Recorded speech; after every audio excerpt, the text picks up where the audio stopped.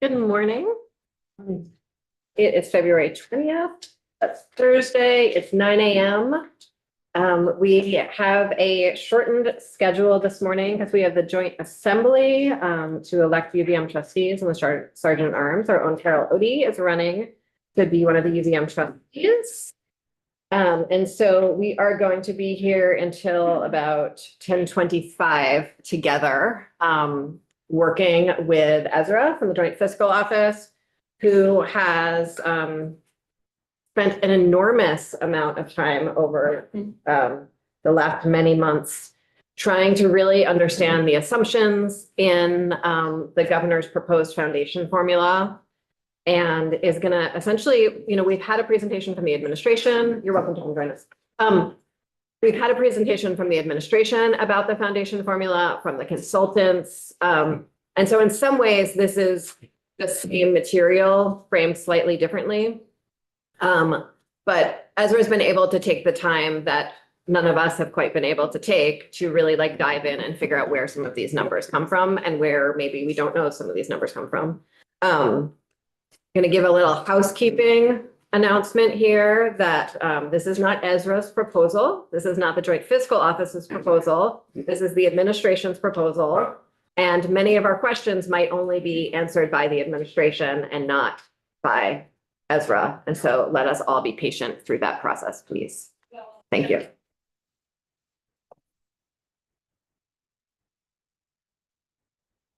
Alrighty, thank you for that introduction, Chair Kornheiser. For the record, I am Ezra Holben, a adjoint fiscal office fiscal analyst.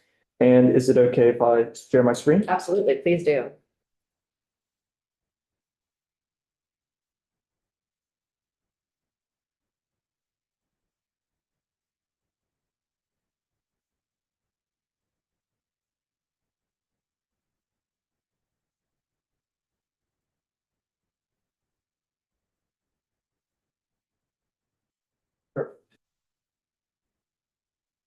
All right. So before we get started today, I just want to give you all the Joint Fiscal Office speech, which is that we are a nonpartisan legislative office dedicated to producing unbiased fiscal analysis.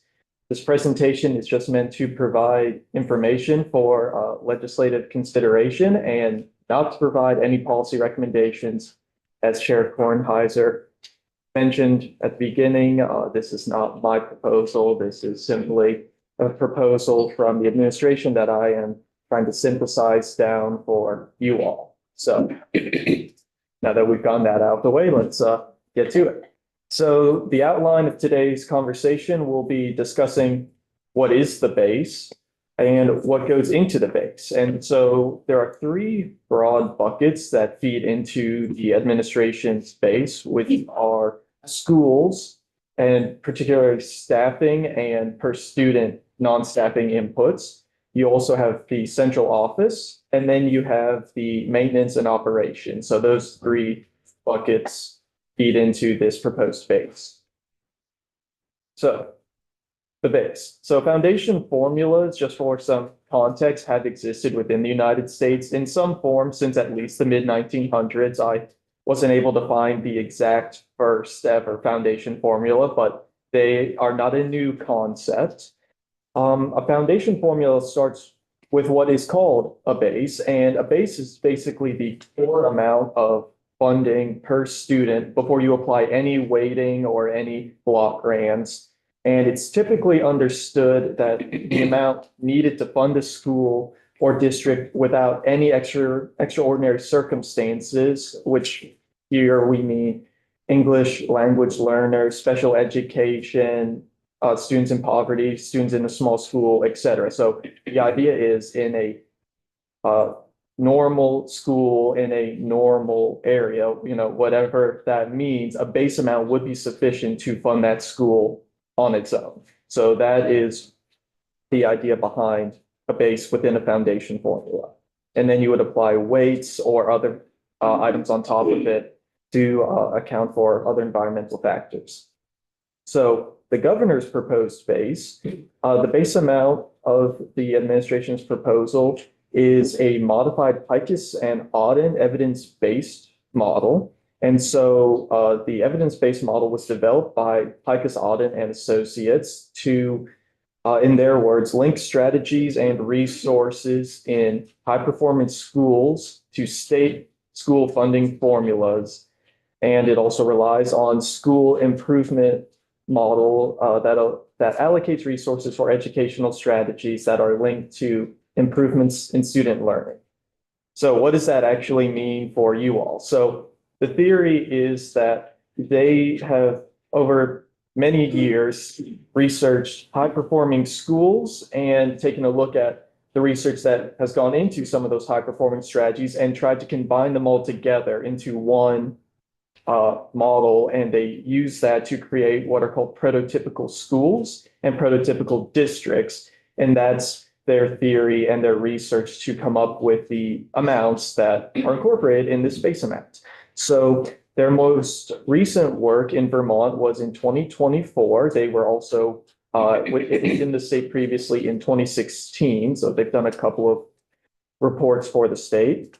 And so the evidence base is built off of an identified set of resources that comes from that research and those model schools. And that includes personnel, non-personnel, and they just apply to their prototypical schools. And also, just as a plug, at the end of this presentation, there are links, including one to their full 2024 report. So I would encourage you all, if you are interested in seeing some of their work in more detail, taking a look at that. Interested. So that is what Picus and Auden did. So now the administration contracted, and I'm not going to try and pronounce the first name, so we'll just say APA contractors to further refine the Picus EB model. And so some of their adjustments include adding an additional $5,000 to the average teacher salary in Vermont. They also added elective teachers in middle school, changing Picus's 20% to 33% of core teachers. So 33% are core teachers. They said that's the amount of electives we would put in this middle school. They also added some college and career readiness instructors in the high school. They doubled the amount of mental health professionals at every school level, additional nurses, and also added funding for in-house CTE. This is separate from the CTE centers and their proposal linked to that. This is just at the school level within the base. I keep on hearing from the field, especially business managers, about how those teacher salaries just don't seem correct. And so I'm wondering if you know where the average teacher salary numbers came from. Yes, so the average teacher salary was provided by the Agency of Education in 2024 to Picus and Auden when they did their 2024 report, and that was the agency's estimated average salaries. And when we get to, in this presentation, the unit cost or total compensation, that is that average number plus 5,000 plus benefits. And the agency recommended Picus use a 36.1% for the benefits. So it was the average that was given to Picus Auden, not the sort of full scale for Picus Auden to come up with the average? Correct. Okay. The average was given to Picus and Auden, and then APA took that average and added in the 5,000 to it when they adjusted their salaries. Thank you. I think Representative Wozniak had something, and then Odie, and then Meslin. Just real quickly, you said, I thought I heard you say double mental health professionals. Yes. So is that just looking in terms of doubling, 0 times 2 is still 0. So is that looking at all of the mental health professionals that are currently in schools and there will be twice as many and the distribution is TBD? Sure. So yeah, I can clarify. So that is doubling what Picus and Auden had identified for their model. So if Picus and Auden said 1.8, APA said we should change that to 3.6 mental health professionals per prototypical school. So yes, thank you for that clarifying question. Representative Odie? You said, just a clarification, you said 5,000 added to the average was given to them. Who was it? Who gave that? Yeah, so sure. So the average, so the 5,000 was generated by APA. That was not given to them. The average statewide teacher salary, an estimate of that was provided to Picus and Auden by the Agency of Education, and then that was retained for APA's model, but they increased it by an additional $5,000. It was about 68,000, I think was what was it? Was the original before the 5,000 that added. Thank you. Representative Nelson? Yes, I think. Excuse me, stuff in my throat. Sorry, Paula. Said this, some of the stuff, particularly the financing, you can't answer. We have to hear from fellow senators of the state to figure out how these numbers can possibly work. Mhm. Okay, thank you. Yes, sir. For exact financing questions, I would defer to the agency. Today, we're just here to talk about how they reach their base number, the calculations that went into that. Thank you. So I'm sorry, so think about this, but the $5,000, it equals 68,000, not 73,000. It's 68. No, you have you have it right the second time. So the 68 was the starting amount for APA, and then they had assigned an additional 5,000 in salaries to that, and then the benefits would be added on to that additional. Yes, yes, absolutely. Any further questions, or can I continue? Back to you. All right, so yeah, so all of that, all of these additional inputs determined by APA is how, after adjusting for an inflation factor, is how the 13,200 per ADM base amount was calculated. And then, of course, that would be further adjusted in this proposal by waiting for any special circumstances for a student. But that's outside of today's presentation. We're just looking at the base. Excuse me. So the administration's proposed base, the inputs for it do include, as I mentioned at the beginning, so school level costs driven by student to staff ratios and per pupil resources, central office and district level costs that are spread among member schools of a prototypical district, and then maintenance and operations, which are both school level and district level. But some things that are not included in the base are capital costs. There are no large-scale renovations, repairs, or new construction.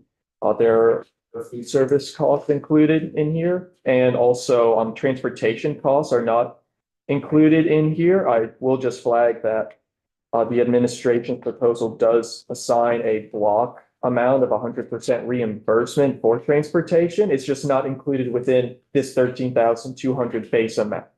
So just to flag that for everyone when we're thinking about this conversation. Go So back one more, just for a second. yes, or So how are those things included? sure, Those okay. are expenses for districts, right? Yeah, so each one is different. So capital costs are not included within the proposal at all from what I've seen.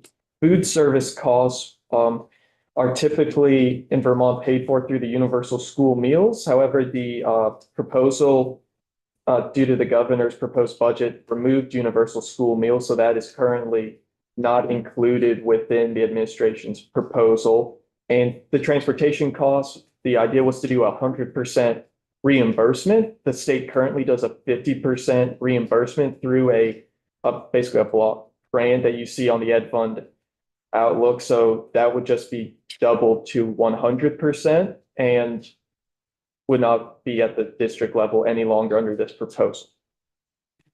Yeah. Member schools include the schools of choice. So this is an amount that has been designed to be given to every single pupil within Vermont, a publicly funded pupil within Vermont. So I believe the number cited is 83,368 ADM. So it's intended that this would be provided to every student in the state. So are they assuming a set number of schools? So Because if you add more schools of choice, then you're adding more schools. Presumably that would affect the base. Yeah, so this base was built using a very specific assumption about schools, which is a prototypical school district containing 8 schools, 4 elementary schools of 450 pupils, 2 middle schools, also of 450 pupils, and then 2 high schools of 600 pupils. And that's in later slides. Yes, absolutely. Thanks. Thank you very much. Yes, you're welcome. So let's just get right to it since we're talking about it. So the school assumptions inside of the base are that we're following the Picus EB model taken by APA and further modified is, so you have your elementary, middle, and high schools. Those are your 3 levels here. And for each level, there are 2, broad categories: staffing costs, non-staffing costs. And so the EB model assumes that we are using prototypical schools that conform to the prescribed ratios and identify the resources per pupil. And all of these prototypical schools are then combined into a prototype district, which is 3,900 students divided by those 8 schools that I just previously mentioned: 4 elementary, 2 middle, 2 high school. And that there is then 1 central office over that entire district. Can you repeat how many students? Yes, sir, that's 3,900. And we'll have a table soon that gives us those numbers. I don't remember Yeah, them. that's. Yes, there will be a lot of tables in this presentation. I had to see. All right, so let's start with your prototypical elementary schools staffing costs. So this same first bullet is on all of my slides, but I'll just read it out for you here. This table is based on the spreadsheet provided by APA. I took that and pasted it in here for you, but I added the far right column, which is the student to staff ratio column. So just a level set with that. And so this prototypical elementary school assumes that you have a 450 pupil school, grades K through 5. And so your K through 3rd graders would be in class sizes of 15 students, whereas the older students, 4th and 5th grade, would be in a 25 student classroom. And so that leads to a student to staff ratio for this model of 17.3 students for every 1 core class teacher. And so you also will have some elective teachers as well. And just a flag for you, that unit cost column in the middle, that's what we were talking about previously when we said salary plus benefits. That is the unit cost here. And that is multiplied by the total number of teachers, which is the left resources column. That's the count of FTE. And so that's how the total cost for each row is reached, multiplying those 2 together. And so this includes core teachers, elective teachers, instructional coaches, interventionists. The mental health professionals that I flagged earlier are included there as 2. You also have nurses, supervisory aides, etc. The assistant principals I had mentioned, that was also added by APA. The original Picus EB model did not have assistant principals at the elementary and middle school level. APA added them in for Vermont, so that's why you have a 1 for the assistant principal there. And so overall, if you were to follow this prototypical district, you would have a student to staff ratio of 9.7 and a per pupil staffing cost of 10,163 per pupil following these assumptions here. So, and the little asterisk down there lets you know that these are 2024 dollars because the study was conducted in 2024, the original Picus study. And so we assume that the amounts will be a little bit higher now following the inflation factors. So just to call that out for Paul. How does it work, say, for a nurse or an assistant principal if the elementary school has fewer than 450 kids in it? So if you were to pick a employee, I see you picked the employees that are 1 or below. So how that would be handled, that's a good question. if it was a employee category such as core teachers, if you maintain the student to staff ratio, the theory is that you could maintain a similar per pupil staffing cost. But yes, when we're at that one, yes, I would defer on how to answer that. Representative Wasson. Thank you. Just making sure I'm reading the chart right. For example, supervisory aides, counselors, social workers, mental health professionals, et cetera. The student to staff ratio for both of those is 225. Mhm. So is that 225 to 1 or 225 to 2? Yes, great question. Great question. 225 to 1. So It is, okay. 225 students would be served by one mental health. Thank you. Yes, sir. So the 103, 383 on the top for core teachers, I'm assuming that's the 73 times 1.36, Yes, sir. or is there some, because that doesn't really get to the 103. So I believe the other piece that was added in the Picus-Auden model and was maintained by APA is that an additional number of personal development days, I believe is the term that's used, are added in. So it's assuming that this individual would work additional days, such as for summer school or to do additional development. And so that is why there would be a little bit of an extra on there. Great, thank you. Yes, sir. And the numbers are great. Yeah. Thank you, sir. So any further questions for this slide? Oh, thank you. Okay, so the prototypical elementary school, so we've just taken a look at the staffing. Now this is the non-staffing slide, resources per pupil. So again, following this prototypical 450 pupil elementary school, these are the per pupil costs, that's the unit cost again. And we're going to use the same format throughout the presentation of the unit cost being at the per level, so per pupil or per teacher when we're talking about staffing, multiplied by the total number of students here, and that's how the total cost column is calculated. So the gifted and talented programs, your professional development, your instructional materials, short cycle assessment, technology, student activities, et cetera. Those are all the unit costs multiplied by the 450 identified students in this prototype model. And just following this methodology, you would reach $1,072 per pupil overall for these resources here. So gifted and talented is new, but I'm wondering where the state mandates things like implementing science-based reading instruction. Where is that accommodated in this prototypical map? That's a good question.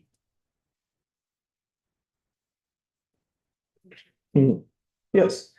So we will now move on to the prototypical middle school, which staffing, again, similar format as before. The student count is also 450, but as previously mentioned, some of the inputs have been adjusted. So in a middle school, it was determined in the prototypical model that you would have class sizes of 25 to 1 for all grade levels, which is how the core teacher count was changed to 18 versus the elementary school, even though the student count's the same. However, you'll notice that we now have some additional elective teachers, and that is because APA increased the percentage of elective teachers from 25% of your core classes to 33% of your core classes. And but the majority of the other employment classes stay the same, which is why you'll see that the per pupil staff ratio has gone up. So 11 students for every one employee, and also your cost has come down a hair to 87.51 per pupil for staffing costs. And so now the resources for this prototypical middle school, again, very similar to the elementary school, but we see a difference here in that the career and technical education is now a 25 per pupil instead of 0. And just to I'm sure this is going to be a question. So just to go into that a little bit, the CTE identified here is a in-school program. And per the Picus and Auden literature, it is designed to support digital classes. So engineering, more advanced biology, science classes, more advanced mathematics, things that can lead to career and technical employment, but you can do it within a classroom setting, not at a dedicated center like you would need for welding or auto repair. So that's where this amount comes from, but this is agnostic to the choice of career and technical education centers. This is unrelated. And so how are the computers for that career and technical education for each middle school student paid for? So the technology and equipment line down at the bottom of 250 per pupil would cover the school-wide technology and any additional equipment that is needed. That's what that additional 25 per pupil is designed for, in case a more sophisticated computer is needed for that instructor or for the classroom to use. How much do my computer costs more than that? No, I have a nice computer. I'm genuinely just confused about that. How is the cost of computers built into the? So the cost of computers is built into the technology unit cost. They're probably assuming no lease because you can't buy for that. Is the question an exact amount or just if it is located in? Is there an exact amount? The exact amount identified by Picus and Auden's report is $74 of that technology line to be dedicated solely for computer hardware. And there are other areas in there as well, such as software is a dedicated amount. Network equipment is a dedicated amount within that 250. And so the CTE, the 25 is on top of that for extra equipment. And that could include a more robust computer. Okay, thanks. Just two more questions about this.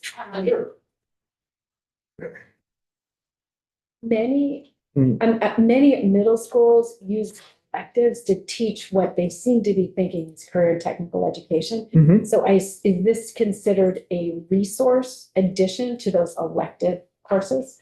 Yes, so absolutely. So that's one of the reasons that was given for increasing the electives to 33% is that the CTE program would be one of those elective classes. This is just the additional resource for equipment and supplies for that class. This would not cover the staffing for that instructor. And similar to my question about literacy, we have another legislative mandate around flexible pathways that actually starts in middle school. Mhm. So I'm curious if they zeroed out flexible pathways here. Yes, this is that's a good question. This is just the information as presented. Thank you. Yes. President Massa. Yeah, thank you. This is a very helpful chart. I don't know where on earth we'll end up. But seeing these things lined out and cost per down through the line is a good template to work. I would just go that far. So I thank you for producing it because we could do as we do here, change things, move them around, but at least this is a good template to work with. So thank you. Well, I appreciate that, sir, but I will just reiterate again that I'm just presenting this. This is the original work of AP. Understood. Yes. But we can copy and paste the work that you produced as you have just stated. So Okay. I think Yes, it's thank you, sir. I think it's going to be, for me, it's helpful to dive into the details of this because then I think it helps us figure out where the hypothetical cost savings are coming from and whether how soon those hypothetical cost savings might be realizable and how resources might need to shift between and among districts in order to realize that cost savings in the model. That's for me, that's getting realistic about where these numbers come from is a really core part of our work. So temptation is to dive into this chart. Do you think details are later on, Ezra, or can I dive into a line on this? You can dive into a line, sir. Cool. So, two things, professional development, I'm just wondering, this calculated on the student level, so that's 156 times 450. That's a choice, I guess, just to figure that out. Any other assumptions that go into that? Into the $156? Yeah. So that is the Picus and Audens researched amount of what they have found based on their research of what would be sufficient to provide professional development to all of the teachers, instructors, et cetera, at this prototypical middle school. And so, yes, that 156 is based on their research and calculations and their methodology. So that's the assumptions that would have gone into reaching that 156 would be contained within their EB report, which we do have on the JFO website, and there is a link here. Each of these line items does have a sub-chapter, essentially. Okay, So you would need a PowerPoint for every single line item to lay out every single word in it. So, but yes, Okay. this is based on their research of successful schools that they've surveyed. I was thinking the same thing about instructional materials at 256. Yeah, so instructional materials, that one is, so it is classroom materials as well as a allocation for the school library. And that number, I believe, was reached and then inflated up to 2024 numbers. So they did not recalculate, like boots on the ground, recalculate that amount. They just took their prior number from prior research and used inflation to reach the 2024 amount of 256. I believe at one point it was around 200, even $201, somewhere like that. But again, they did not have the time in 2024 to recalculate that one entirely. So they used inflation factors to reach the 256 per pupil you see here. Thank you. Yes, sir. My guess would be that they would have looked at the cost of school and then just divided it by students, but that's immaterial. My question is about student activities. What did they include there? Is there any after-school activities or clubs or field trips or? So student activities, as I understand it from the Picus literature, is intended to include all student activities and extracurriculars, including sports, band, theater, field trips. I'm not sure if that falls under transportation. That would be a good fine point on which bucket it really falls into. But yeah, all student activities outside of the core classroom, core school activity, or excuse me, core school curriculum is within student activities here, as I understand the model. Representative Holcomb? So many school districts rely on matching 21C, the federal funding for after school with local dollars, or provide after school through local dollars. Where would that show up in this? So federal dollars were not, Where would the state match for the federal dollars show up, just to be clear, sorry. yeah, thank you. So state match was not considered for the prototypical model. The prototypical model is just for the identified resources through research and that dollar amount that they would cost. So no funding for after school. Representative Bodie? Thanks.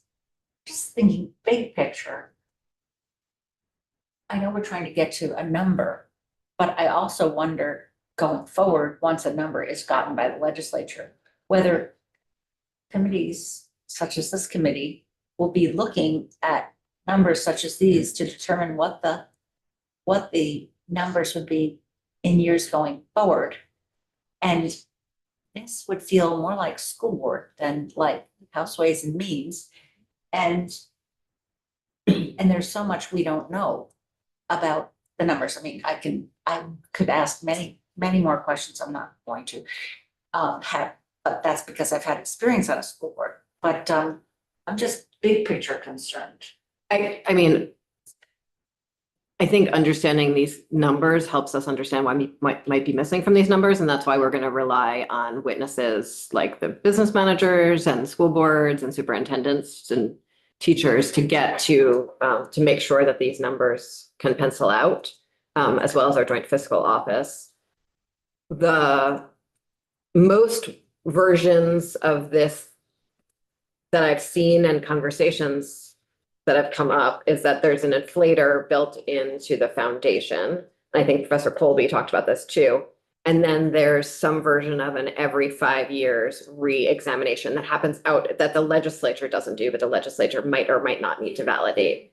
And if you remember when we passed 127 and the new weights, that also included an every, I think, 5 years, real sort of re-examination of those as well. And so as Professor Colby said, any good finance model includes that regular update. But I think it's really important that we don't set up a situation where every 5 years, with all due respect to all of us, legislators aren't just going in and like randomly tinkering with line items. Yeah. Thank you for saying that. And I think one of the things that concerns me is we know that you're supposed to match the evidence-based process with a professional judgment panel. And we heard from the consultants that did not use professional judgment panels, which is a pretty significant concern. And I'm worried that we are now trying to replicate that process here, which seems, I'm sorry, but just irresponsible. So I have serious concerns. Yeah, no, we are And not. this has nothing to do with your work, which is excellent. Thank you very much, Ezra, but this is super problematic. So let's try to understand what's here and then we can have a discussion later about what to actually do with it all. All right, so finally, the last school level is high school. Which is not the last slide, folks. No, we have another 17 or so to go here. Appreciate it. But yes, the final bit of at the school level is the high school staffing. So the numbers here, you'll see we now have 600 students. That's because the prototypical high school is 600 students, as determined in the PICUS and APA model. So assumes class sizes of 25 for all grade levels. And that leads to an overall student to staff ratio of essentially 11 to 1. One of the reasons for some of the difference here is because you see we've now added in, and I suppose I should clarify, APA has added in the college and career readiness instructors. So there are now 2 of those in there as well. And so that is why your ratio has changed a little bit there. You see, once again, as flagged earlier, the mental health professionals were increased to 4.8 FTEs for this school. And the unit cost has remained the same. I'll just flag that the unit cost is assumed to be the same at every school level for these models. So those are all the same figures as you've seen in the previous slides. And so this all would pencil out to $8,865 of staffing costs per pupil at this 600 pupil high school. And again, the student to staff ratio, far right column, in case you're interested in what all the ratios would need to be maintained to achieve this. And so the resources per pupil have gone up because we now have flexible pathways, as mentioned earlier, as being missing. Flexible pathways has now been added in here at $345 per high school student. You will also notice that the CTE number has increased to $50 per student, perhaps to cover the fact that more advanced students could take more advanced courses, or there would be a higher uptake in CTE as students get older and are towards the end of their educational career, more interest in doing some of these courses. The rest of the costs stay essentially the same as in the prior schools per pupil, and this pencils out to $1,467 per pupil in resources at the 600 student school level. I'm just curious, because that number for CTE is lower than what they told us we're spending on CTE, which is a total of 30,200. When you add the cost that they retain into school to the total. Ezra might have, I think that's a question. Okay. Yeah, totally. So yeah, it's confusing because we're talking about CTE and CTE. So to clarify again, this is a in-school program that is separate. So they both are so I see they both have the 30,000, but the 30,200 is a amount after weighting. So that would be 13,200 plus the 1.3 CTE weight, which pencils out to roughly 30,200 in that ballpark per student. So that is separate from this, which is, Oh, okay. so that amount is the amount that would flow through the proposed sixth CTE district.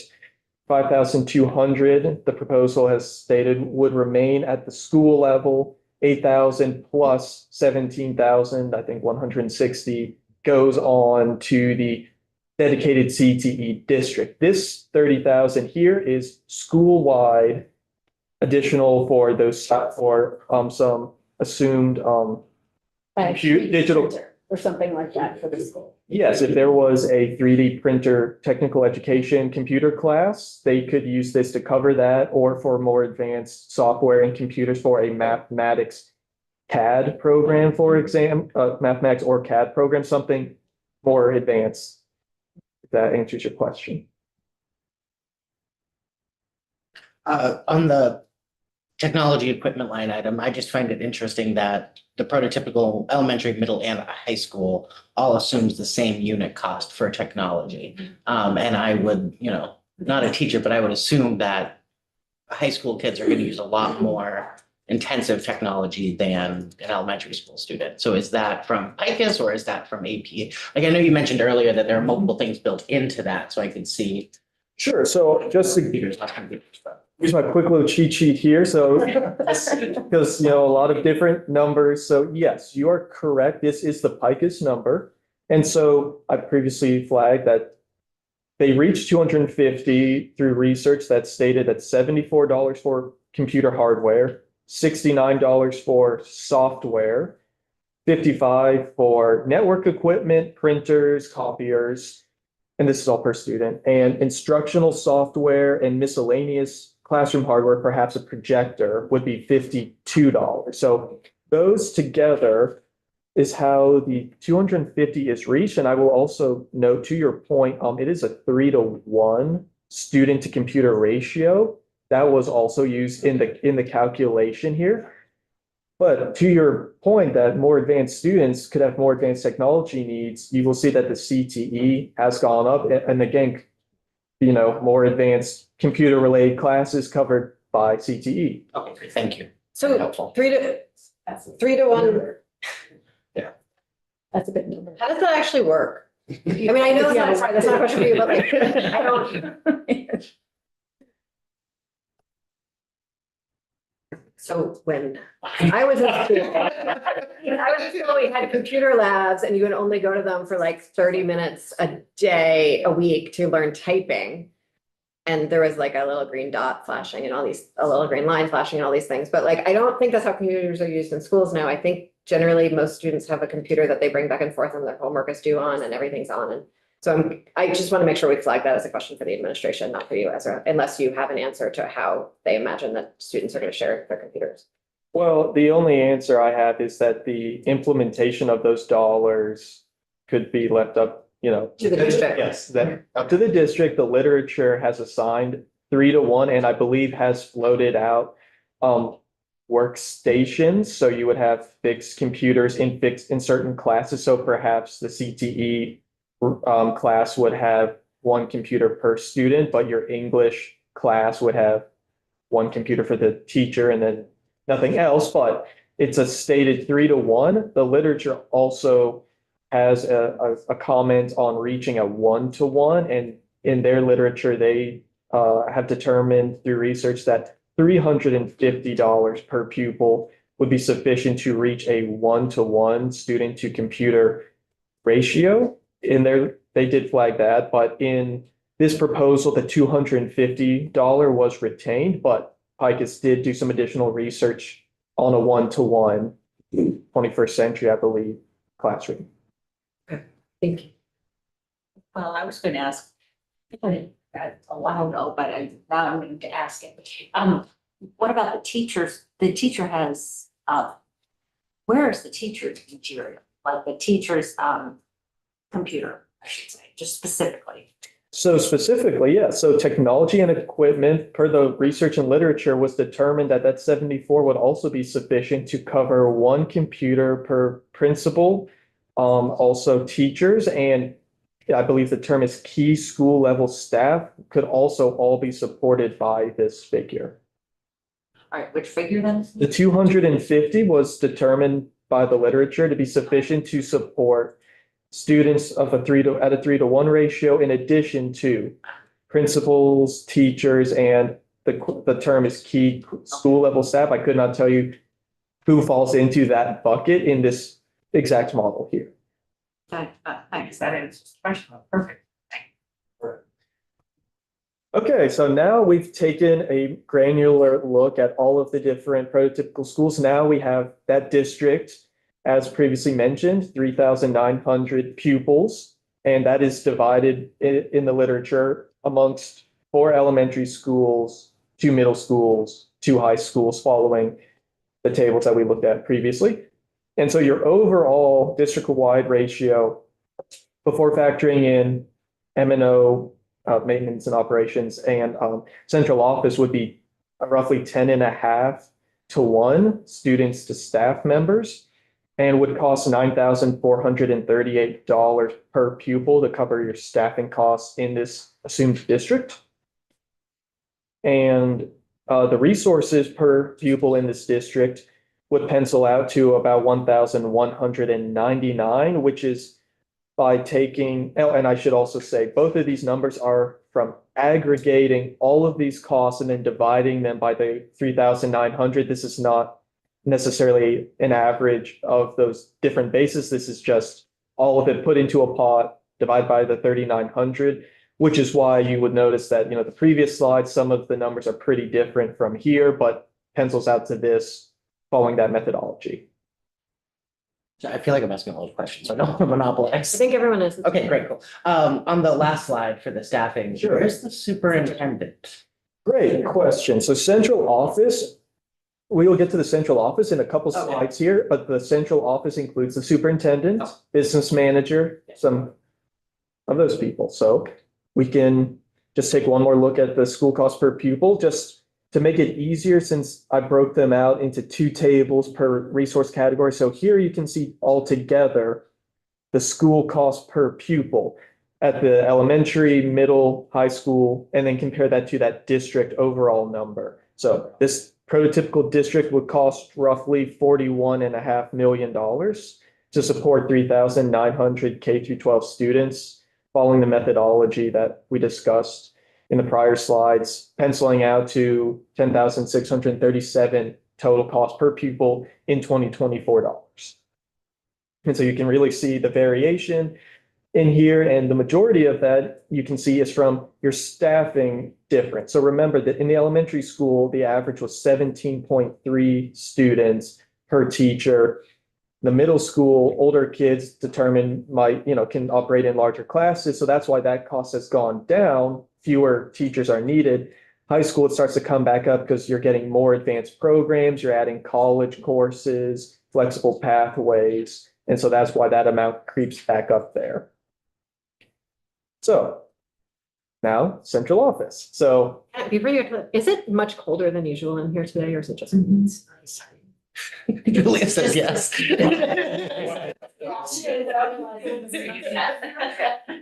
it's pretty warm up here. All right.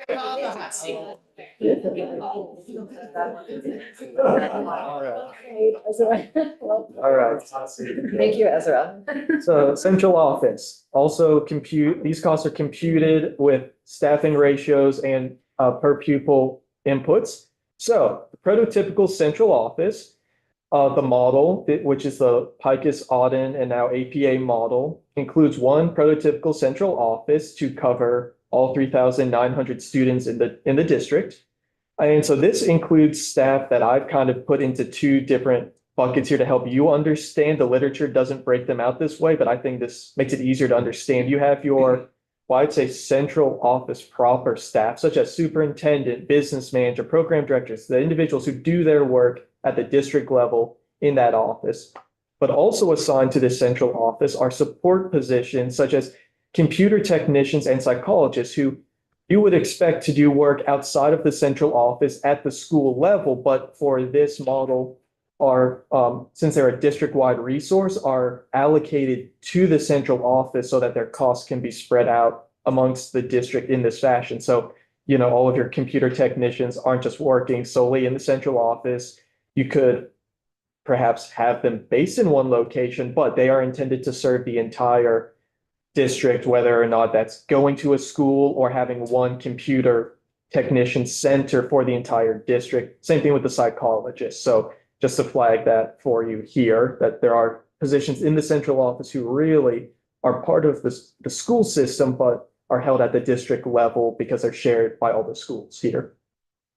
And also includes a single line item for non-personnel per pupil to support the district. And we'll get into all these particulars here. So I've color keyed this a bit for the offices within the central office. And then I added the student to staff ratio because again, I think it's helpful to see if as school sizes change, what kind of ratio you would need to maintain to reach sort of the same level of cost. So you have your superintendent's office, the business office, curriculum and support office, your technology office. And again, those are those school computer techs that I mentioned. Operations and maintenance. And this is just at the district level, the I guess you'd say more of the boots on the ground school level. It's covered in my final third bucket. And then you have your miscellaneous per pupil, which the literature identifies as being able to cover like your school, like facilities insurance, your supplies at the central office level, such as their technology costs. Also, supporting any district elections. Just this is your miscellaneous extra money to keep the central office running and to support some district level cost. And Two questions. One, I would think of substitute teachers as a central office costs, and I'm wondering if you've seen those anywhere in any of this. so I can go back a few slides we did cover. You'll see Oh, substitutes. sorry. Thank you. Great. Yes. Okay. And then, my other question's totally gone, like just, yes, Representative Holcomb. Is the assumption that the central office will be located in one of the buildings? No, the assumption is that it is a dedicated physical space, and that is borne out by the fact that there is a separate maintenance and operations line for it, which we will get to in a few slides. But yes, it physically is separate. So this is just the staff. Yes, And like materials of the staff. Okay. absolutely. And I remember my question. sure. The assumption around this central office, I just want to sort of confirm this, is about like a regularly operating central office, not a central office, let's say like deep in the process of consolidating multiple schools or unions or districts into one new management structure, right? Which might take extra staff or extra staff time. Sure. The prototypical district central office was constructed to operate a prototypical district in prototypical circumstances. Okay. So yes, anything outside of this prototypical between the lines here could certainly prompt additional questions about additional resources. The methodology is just to keep it within straight down the lane. Okay. Thank you. So yeah, overall, Before you get on, compensation, total compensation is still the 36% at this level as well? yes, sir. Okay, The benefits you mean? I'm sorry, yes. Yes, the benefits are 36.1% added on to the estimated statewide average salaries provided in 2024 to Picus and Auden, and then maintained by APA to today. But don't worry, we have an inflation factor provided by APA, so they are adjusted a bit forward. But as none of these are teacher level employees, none of them have an additional $5,000 in here. Okay, thank you. Okay. Do you know if the 36% is how much benefits cost? I personally did not do research on this. This was the agency's number provided to Picus and Auden during their research and maintained through to this current proposal. Okay, thank you. It actually seems low to me, That's what I'm worried It about. sounds very low. given healthcare costs and sort of even what I've heard from the folks on the appropriations committee about healthcare costs for state employees right now. And we should definitely find out where that came from. Yeah, yeah. Can you ask the administration that for us? Sure. Thank you. Let me, As we take a note. Follow up to that, which is. Well, let's wait until taking his note. Okay. 'Cause sorry. It's hard to Second. read. And listen, so many things all at once. Yeah, so go ahead and ask. I can try while I There are listen. things, I'm gonna say, there are things in contracts that aren't just benefits, so you really have to read the contracts of each of the school districts to see what's in there, so you've got, let's say, an office space that's provided for the union in a district, or you might have, you have to look at the policy when someone's injured on the job and they are paid because they're Mhm. sick or something. It's a special, I can't remember what the name of the clause is in the contract, but I'm thinking back 30 years now, so but there are things in contracts that cost money or not just benefits. Hmm. Like Sick days, healthcare. bereavement days, Sick it's days, like yeah. all those extra All days. kinds of things, yeah, there are things that are separately negotiated per district. So I guess the question is really for the agency, because that's another question for the agency is how that 68,000, however many $100 was calculated and what was included in that number. And I mean, and the question is like, are we talking about now or like, are we talking about is this for the 5 future districts or, yeah, Yeah. takes into account, yeah. Sure, I can, if you would like clarification on what's included in the 68, I will add that to my request. Thank you. So, only salary. So overall, the 3,900 pupil district central office would have a per pupil staffing cost of 744 per pupil and resource cost of 450 because we only have that one resource line here. Again, total costs over the total prototypical 3,900 pupils. So, and the total for the central office would be 4.657 million here. So that leads us to our third cost bucket of the maintenance and operations. So maintenance and operations, the EB model assumes that certain staffing ratios are followed at school and central office levels.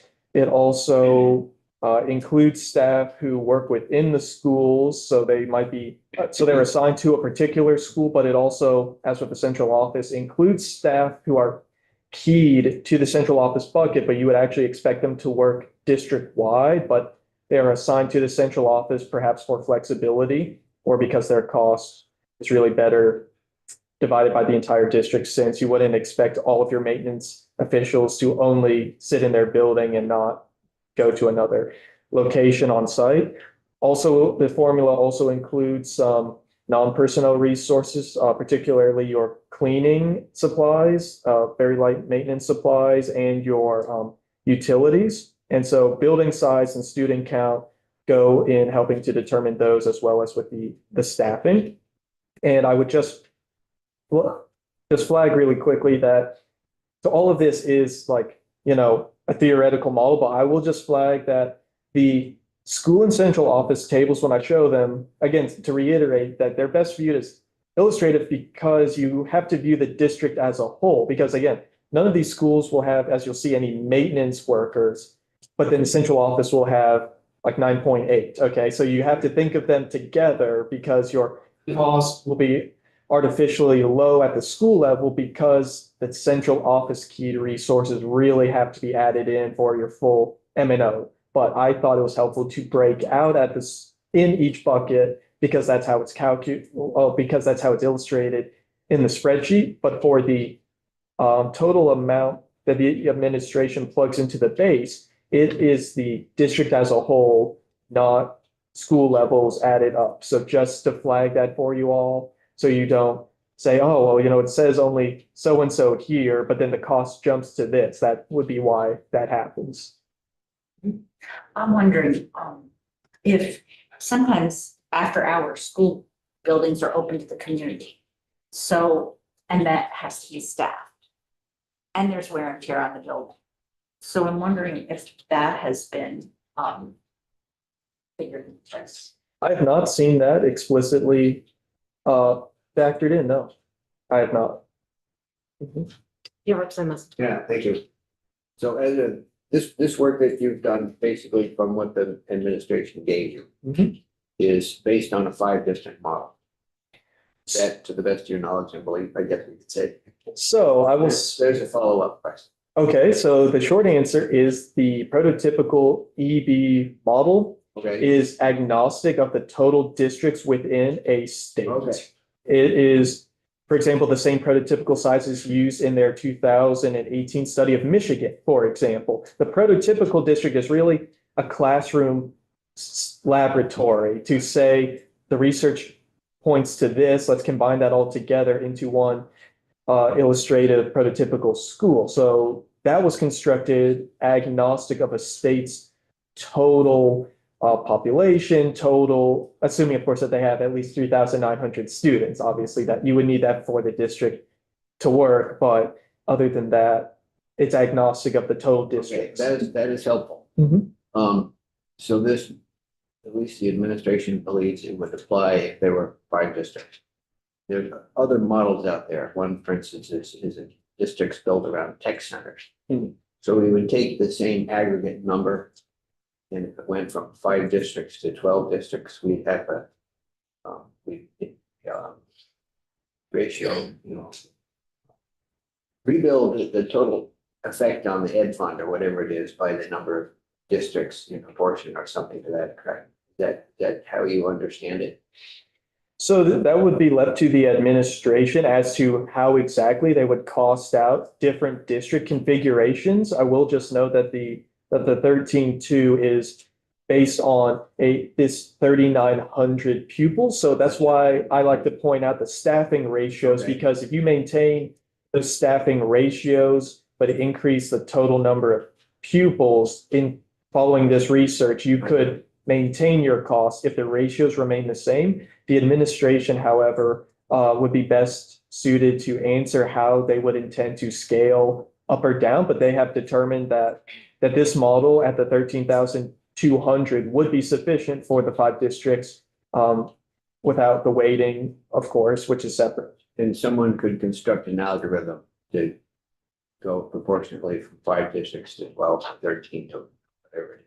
Yeah, so mathematically, you certainly could. I Okay. think it also boils down to policy considerations as how many, for example, at the central office, do you want to just multiply out one central office, or how many, what's the sticking point for when you don't need any more clerical employees, and that resource would best be used for an athletics director, for example, which was not included in the prototypical central office. If you want an athletics director, you would have to make a choice in there. So I will reiterate that in testimony, the administration has said that this is not meant to be an exact prescription. This is an illustration of how a total was reached. But as you scale up a district, different choices could be made.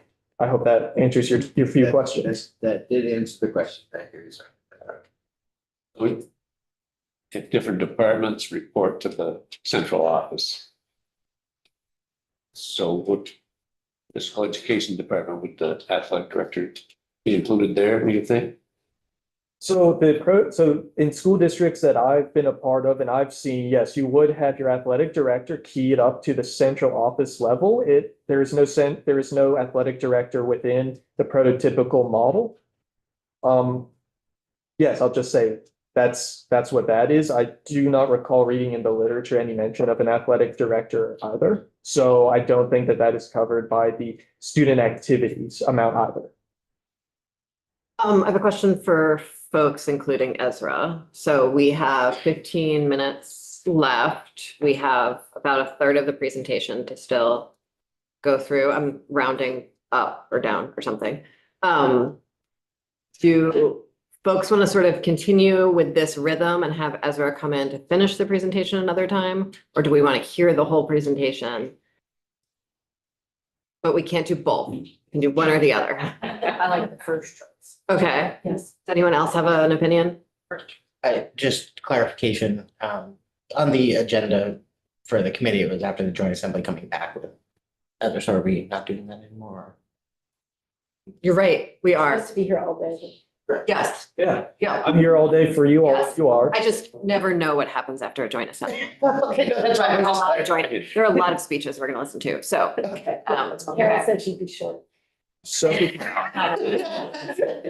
if you would like me to keep going, I can, or if you would like to hit the pause button here and have, Pause button. I just wanted to make sure that we didn't want to rush through, where no one seems to want to rush through, and so let's continue on as we're going. Thank you. Great, understand it. sure. So we've gone through our boilerplate for M and O, so Yeah, absolutely. I think that you Do you want answered to this. go back to the last slide? No. Oh, okay. I think it came out when you were talking to Jim, but I want to be short. So if you need that 3,900 for a school district to work the program, then what happens if the population starts dropping in an area? You know, out of the control of the schools certainly, or what happens when there's a bubble, like 3 years of a huge bubble, families move in? Hmm. How is that accounted for? Does it say in there?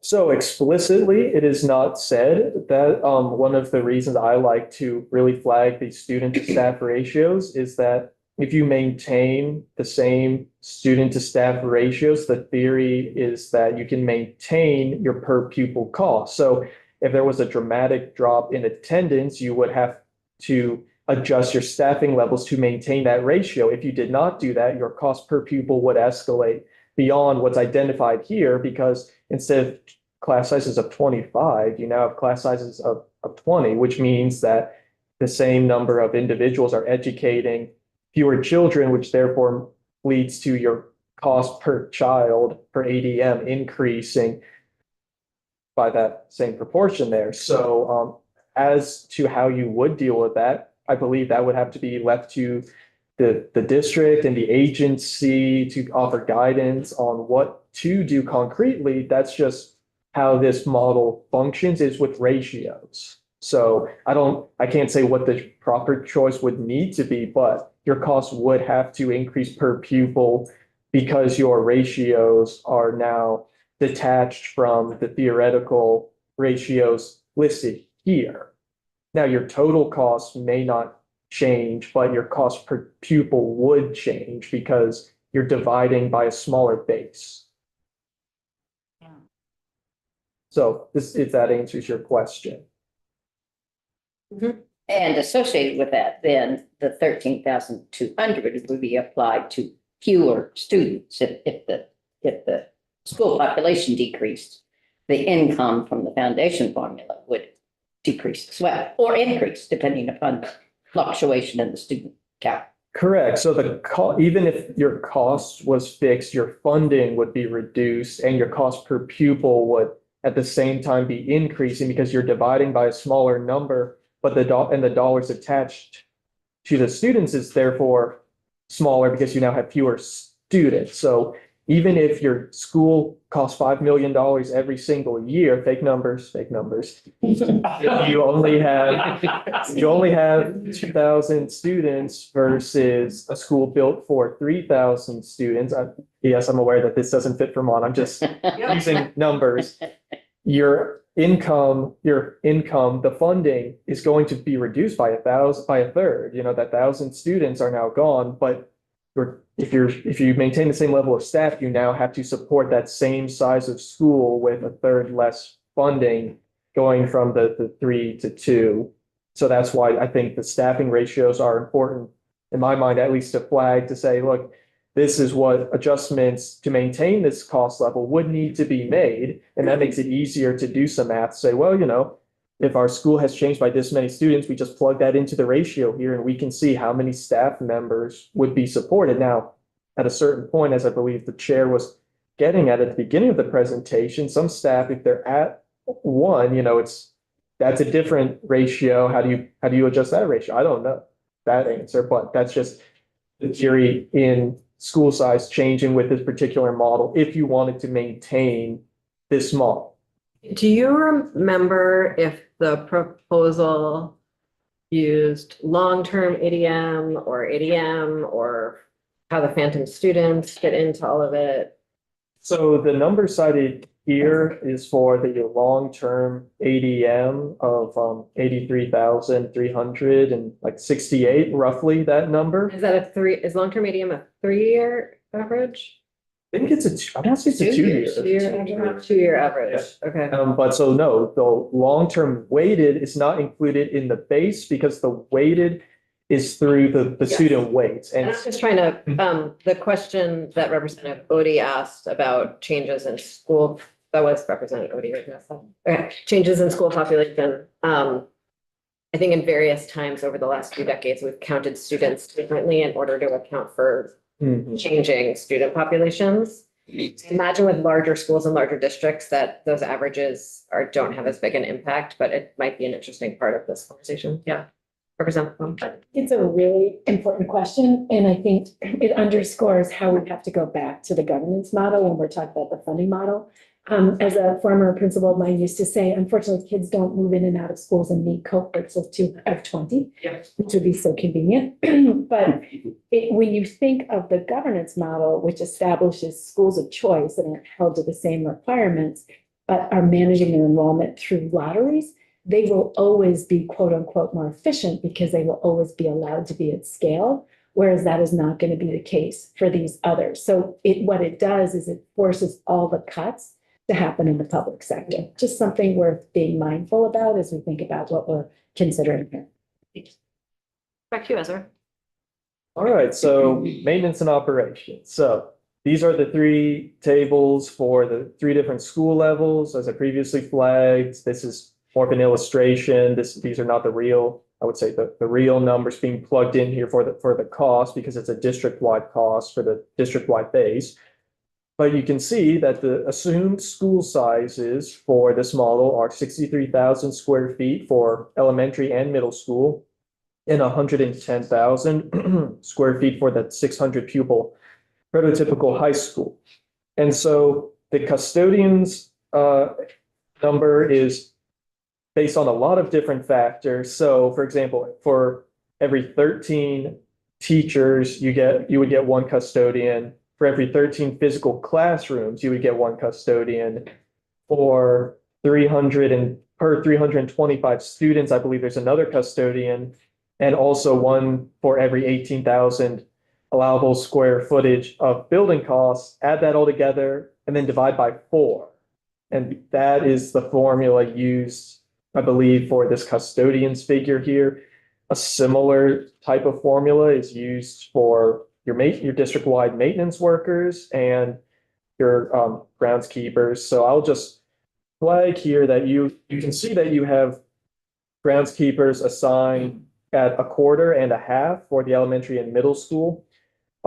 That's due to the smaller size, smaller enrollment, and I believe the theory that you could have 1 individual spend a half day at each of these smaller facilities maintaining them, which is why you can have below 1 with this model here. You will also see below the I was gonna let Ezra please finish your sentence. All right, I'll just finish the sentence, and it sounds like there's something going on, so you can put a pause on it. So just below staffing, you'll see your supplies, which is $1 per square foot in the building, and that is again for cleaning and light maintenance of the building. Also, your utilities is set to the pupil amount, so that's $350 per pupil within the building.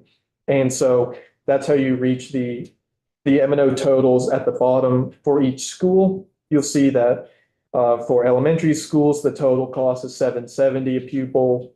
Middle school, $779 per pupil, and that's even though the schools are the exact same size. The theory is that based on the student population, you would need more groundskeeping for older children. And yes, so that's why that cost has gone up a hair.